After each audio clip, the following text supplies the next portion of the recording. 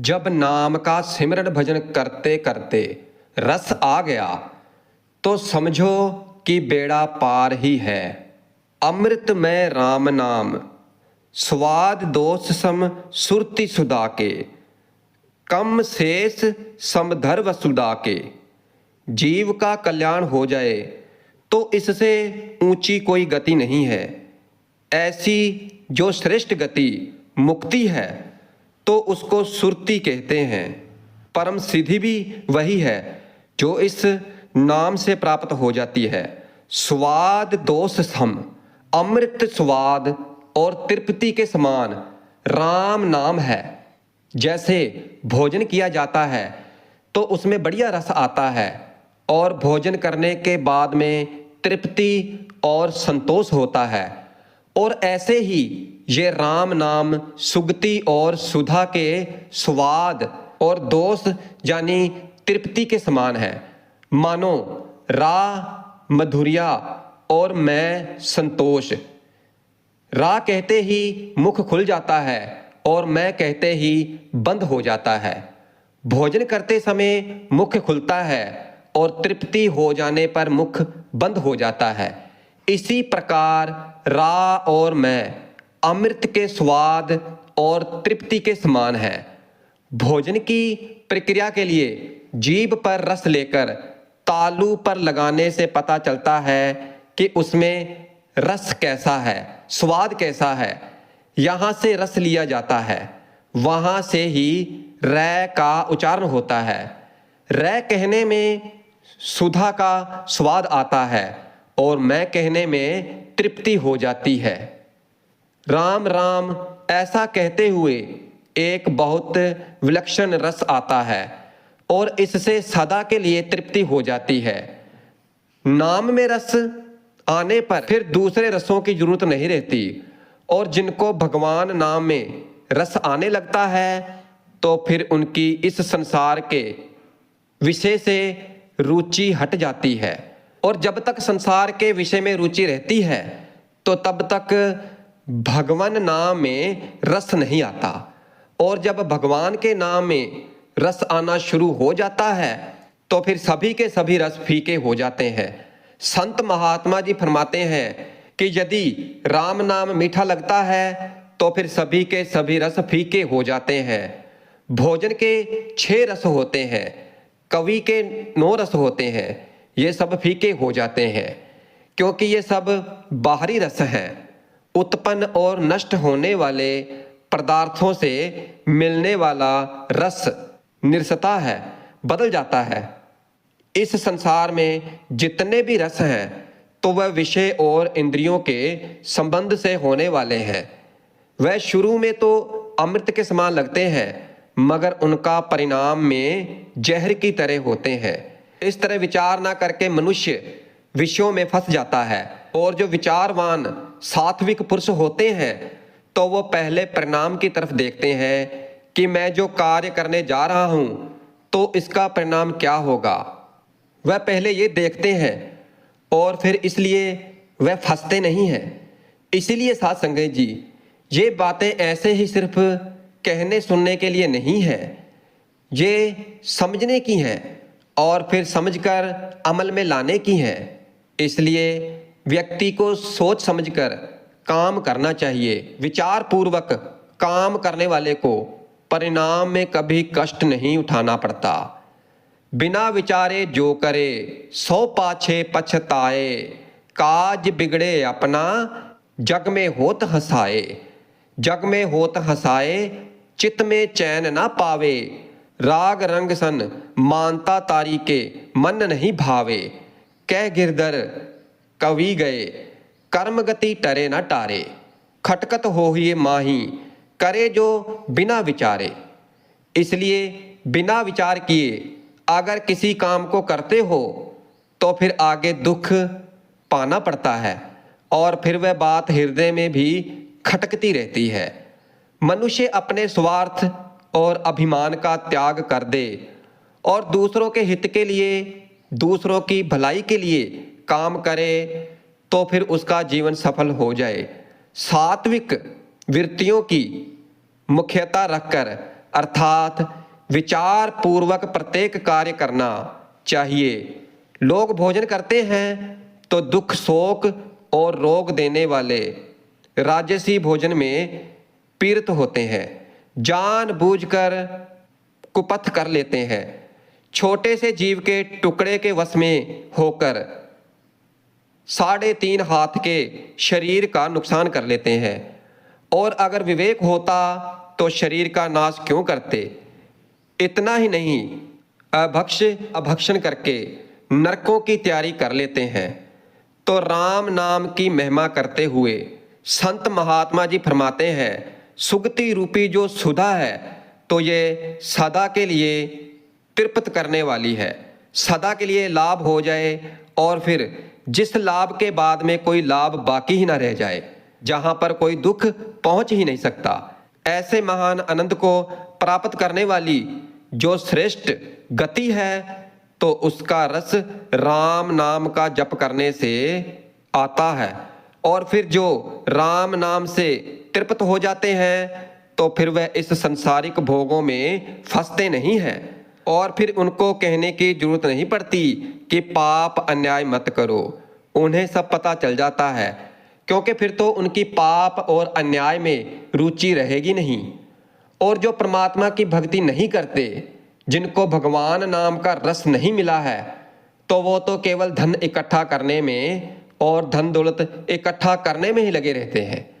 इसलिए साथ संगत जी, परमात्मा की भक्ति करो, नाम का सिमरन भजन करो, नाम का सिमरन भजन दिन रात करो और श्वास श्वास करो और फिर उस अमृत को, उस रस को प्राप्त करो।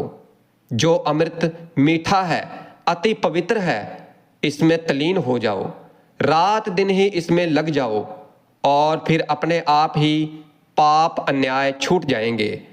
निषिद्ध आचरणों से अपने आप ही ग्लानि हो जाएगी, क्योंकि अभी वो हमें मेल मलिनता अच्छी लगती है। और इसका कारण क्या है? तो इसका कारण है कि अंतःकरण मैला है, क्योंकि जो खुद मैला है तो उसे मैली चीज ही अच्छी लगेगी। मक्खियां मिठाई पर तभी तक बैठती हैं जब तक मैल की टोकरी पास से होकर ना निकले। मुंह पर मक्खियां बैठने लगे तो बढ़िया सुगंध वाला इत्र थोड़ा सा लगा लो, फिर मक्खियां नहीं आएंगी, क्योंकि उनको सुगंध सुघाती नहीं है, क्योंकि वह तो गंदगी में रहने वाली है। और ऐसे ही जिसका मन मैला होता है, अशुद्ध होता है, तो वह मलिनता वस्तुओं की तरफ आकर्षित होता है। परमात्मा के नाम रूपी सुगंध के मिलने पर भी मैली वस्तुओं की तरफ मन नहीं जाएगा। इसलिए साथ संगत जी, ये बड़ा सरल उपाय है। परमात्मा की भक्ति करो और जो सतगुरु से नाम मिला है तो उसकी दिन रात भजन बंदगी करो, नाम की कमाई करो, परमात्मा के चरणों का सहारा रखो। जैसे साधारण मनुष्य धन कमाने में और भोग भोगने में रस लेते हैं, तो वैसे ही भगवत प्रेमी को भगवत नाम, सत्संग और शस्त्रों के अध्ययन में रस लेना चाहिए, क्योंकि इस रस को लेने के लिए ही हमें ये मानव जन्म मिला है। और फिर जिसके राम नाम लेने से रस आने लगे तो फिर वह रात दिन नाम को जपने में लग जाएगा, नाम की कमाई में लग जाएगा और फिर तो वह संसार के विषयों में फंसेगा ही नहीं। सत्संग की महिमा क्या है? श्री चैतन्य महाराज प्रभु के कई शिष्य हुए हैं और उनमें से एक हरिदास जी महाराज भी थे। वह थे तो मुसलमान, पर चैतन्य महाराज प्रभु के संग से भगवान नाम में लग गए, सनातन धर्म को स्वीकार कर लिया। उस समय बड़े बड़े नवाब राज्य करते थे और ये देखकर उनको बड़ा बुरा लगा और लोगों ने भी शिकायत की कि ये काफिर हो गया है, इसने हिंदू धर्म को स्वीकार कर लिया। फिर उन लोगों ने सोचा इसका कोई ना कोई कसूर तो हो, ये कोई ना कोई गलती करे तो हम इसको अच्छी तरह से दंड देंगे। और फिर एक वैश्या को तैयार किया और उससे कहा कि ये भजन करता है, अगर तू इसको विचलित कर देगी तो तुझे बहुत बड़ा इनाम दिया जाएगा। फिर वैश्या ने कहा कि पुरुष जाति को विचलित कर देना तो मेरा बाएं हाथ का काम है। और फिर ये कहकर वो वेश्या वहां पर चली गई जहां पर हरिदास जी एकांत में बैठे हुए नाम का जप कर रहे थे। और फिर वो पास में आकर बैठ गई और बोली, महाराज मुझे आपसे बात करनी है।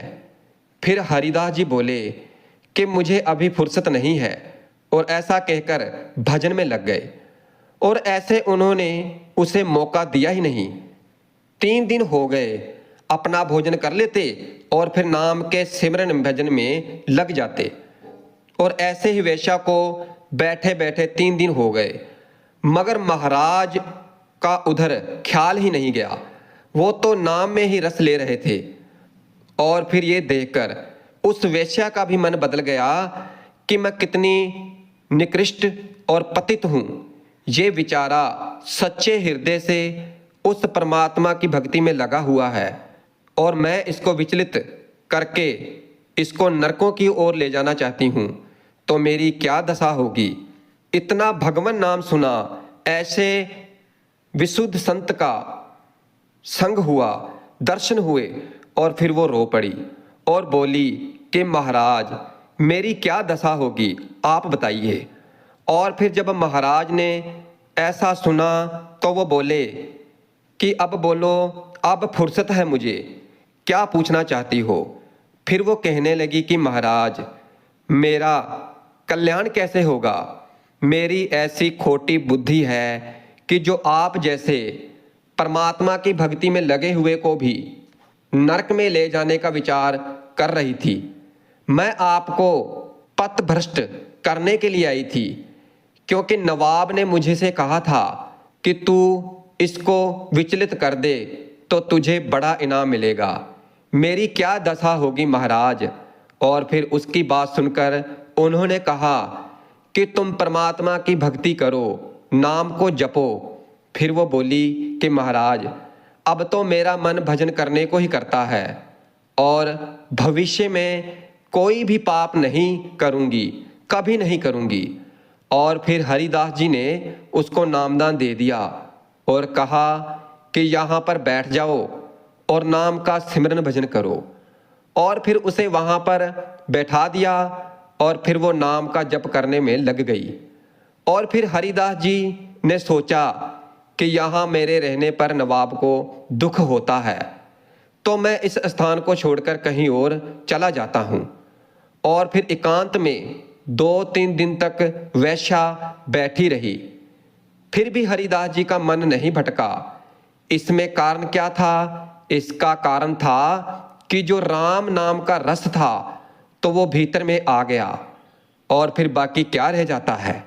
संसार के रस से सर्वस्था विमुख होकर जब परमात्मा की भक्ति में प्रेम पूर्वक लग जाओगे तो फिर ये भजन का रस अपने आप सोते ही आने लगेगा।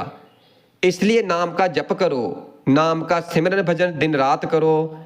कितनी सीधी सी बात है। नाम लेने का मजा जिसकी जुबान पर आ गया तो वो जीवन मुक्त हो गया। चारों पदार्थ आ गए। किसी व्यापार में मुनाफा कब होता है?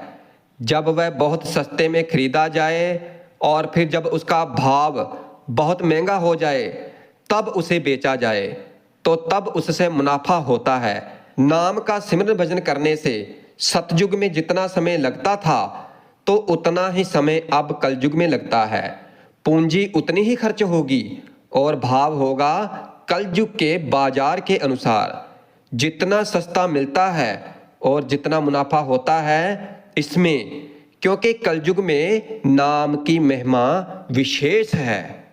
इसलिए सच्चे हृदय के साथ सतगुरु से जो नाम मिला है तो उसका हमें हर दिन लगातार सिमरन भजन करते रहना चाहिए। और जब हम सिमरन भजन करते रहेंगे और जब हमारा अंतःकरण शुद्ध हो जाएगा तो फिर हमें अंदर से रस आने लग जाएगा। और जब रस आने लग गया तो फिर समझ जाना कि हमारा बेड़ा पार ही है।